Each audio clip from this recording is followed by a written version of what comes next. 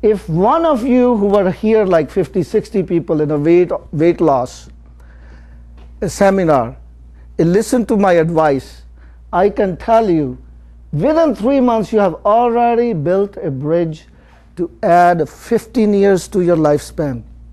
Again, not Dr. Singh's opinion. I'll back it up with science. You have added 15 years to your lifespan. Now you are like, wait a minute. But Dr. Singh said, go eat fries and burgers every day. How is that possible? You know, I'm going to have a heart attack. To answer your question, yes, I told you, go back and eat junk food for 3 months. Just cut down on the amount. And you have added 15 years to your life. And 3 months later, we will talk about how to take that bridge that you already built and prop it up more, make it so strong that there is no chance it will fall down again. You want to live to be 100? Well, we're going to build a bridge which cannot crack for 200 years.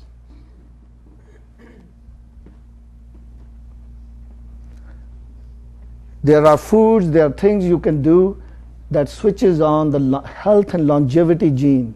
That's what calorie restriction does. And it also applies to people who are relatively average weight.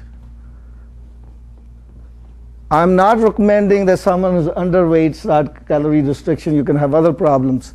But it turns out even people who are average weight, by just doing calorie restriction, you can switch on that gene. Remember I said SIRT1 to SIRT7. Same gene in mammals and bacteria and yeast and monkeys and dogs and parrots and birds and in humans has been found that turns on by just doing that.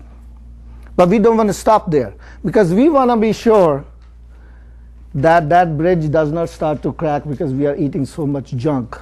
Maybe there are other things that we can do that keeps that gene. It's a double insurance, a second insurance. Just in case the insurance amount is not enough, get a second insurance.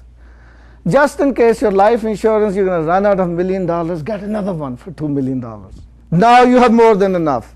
There is no chance that you will run out of money. That's what we're going to start doing from now.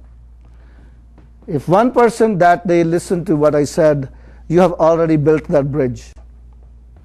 And now we are going to prop up that big bridge and start to make it so strong in the upcoming seminars. All I'm trying to say, you determine your destiny. It's in your own hands. You were given that freedom of will. You were given the freedom of choice. Choices are yours. You can take a horse to water, can't make him drink.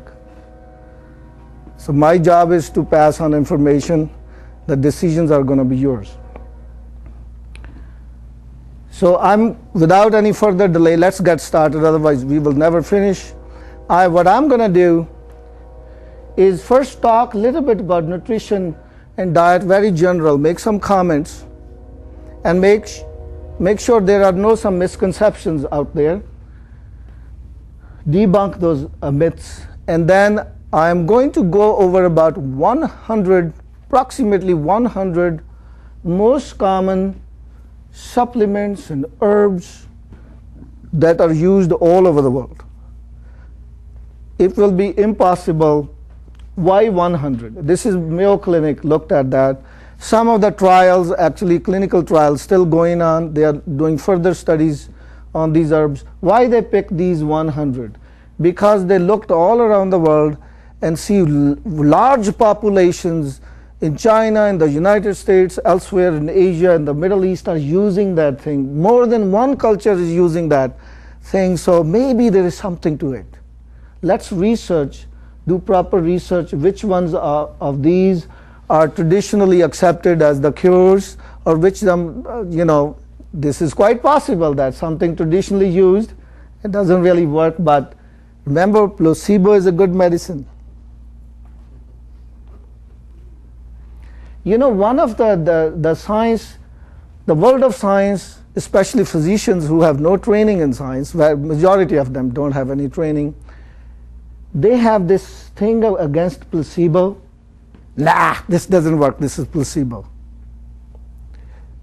Give me enough time, I will show you, ladies and gentlemen, that if you took every disease in the whole world, if you took every human being on this planet, I will show you that placebo is so much more important. It has cured so many other people than these drugs that you shove it in your mouth, a whole bucket every morning, and no matter where you go, you got a prescription. You go to your primary care doctor, he give you the first prescription after you have talked for 5 minutes. He pulls out that prescription pad, give you a prescription. After a while, you are frustrated, and then he's like, well, I think you should try that. I have some antidepressant for you. It's really good, actually. It's not addictive, works very well. He gives you another one. You are on 2 or 3 medications, you're becoming a mess. He gets frustrated. He said, let me send you to a specialist. Specialist has already written a prescription for you even before you got there. Before you know, you have 10, 15, 20 medications. I have a news for you. Because now your disease is not going to kill you, it's that bucket of chemicals that you take. 90, I shouldn't exaggerate it, more than 90% of the physicians, they don't even remember. They've been giving that medication for so many years, they don't even remember the side effects. Because they read it 20 years ago. That can also kill you. They forgot. It's impossible. There's so much information. They don't remember. I kind of don't blame them. But if someone could tell you that it is possible to live a life without ever having to take any medication. I know someone wants to revoke my license right now listening on the internet because they are, oh, this guy is exaggerating, this is doing this and that. I have news for these people. This is an open challenge, an open debate. Some of you are thinking, what the hell is he saying? Because in my family, such and such has, cancer already. How is he gonna, and how can you live without medication or chemotherapy, or someone is having heart attack, just had a stroke, the big clot in the brain? What I'm trying to tell you is not that if you are already completely messed up that I'm going to reverse everything. All I'm saying is that if you start certain habits and behaviors at a time when it's not too late, it is all reversible. Don't believe anybody if they tell you cancer is not reversible. Yes, it is reversible. It's not reversible when it gets too far. Very difficult to do anything about it. Early stages of cancer, disease, diabetes, blood pressure is reversible. What are the 3-4 more common things that kill American adults? You guys have an idea? Can you name? Heart disease, number 1. What else? Cancer. Thank you. What's the another one? Diabetes, blood pressure. These are the things that kill almost 99% of the people. Guess what? Today you're going to hear so many foods, so many things that fight and reverse these diseases that you never have to take medication again. Now, I'm not suggesting that your blood pressure is 200 over 150, that I'm going to say start taking these foods and stop the medication. It doesn't work like that. It would have worked like that if you started that 5 years ago when the problem started. Now it's going to be a bigger challenge. It's going to be very slow and careful transition getting you off medications. In some cases it may not work completely, but it can certainly, if you are really completely messed up, the situation is so bad, at least it will alleviate, it will mitigate, it will ameliorate, it will become much, much better by changing habits. Even in the worst of the cases, it will become so much better by doing very simple things, because it costs you nothing. That's the beauty of it. If most of you gonna on an average spend $100,000 on your health between the age of 50 and 80 when you finally drop dead, Or in some cases, you're going to spend more than $1 million because there's going to be some hospitalizations. You know, hospital can bill you $500,000 just to stay for 30 days. Or you can say, well, my insurance pays for it. Okay, you still spent the money. Somebody paid the money for it. Wouldn't it be nice to take the same $1 million and go on a vacation, Safari Africa, and have fun?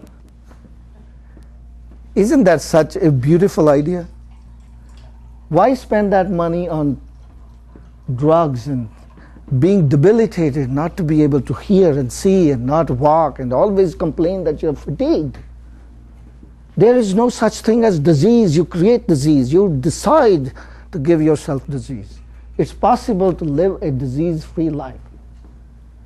I think I'm never going to get started on nutrition because I can't stop talking. So please, if I don't stop, then say, hey, we came here for nutrition, and you need to start talking. So let's get started on nutrition, about the body. When I talk about nutrition, don't think about nutrition. Think about, we are talking about your body today, what you do with your body. When I give you a seminar on December 18, think of what you are doing with your mind. That should be the focus. Not what you actually do, the techniques that I tell you, that scientifically tested and proven to work. Don't focus on that. Learn the techniques, but remember why you are here. We are talking about what you do with your mind. Remember that. It's only one word that changes your life. Same thing when we talk about the spirit. So today it's about what you do with your body, and that will change everything. And this is not a complete picture. Like I said in my first seminar, that every seminar is like a little pixel in the picture on the TV. It's only after you put all the pixels, then the picture emerges. All of a sudden you realize, I should have turned it off. I apologize. I'll turn it off.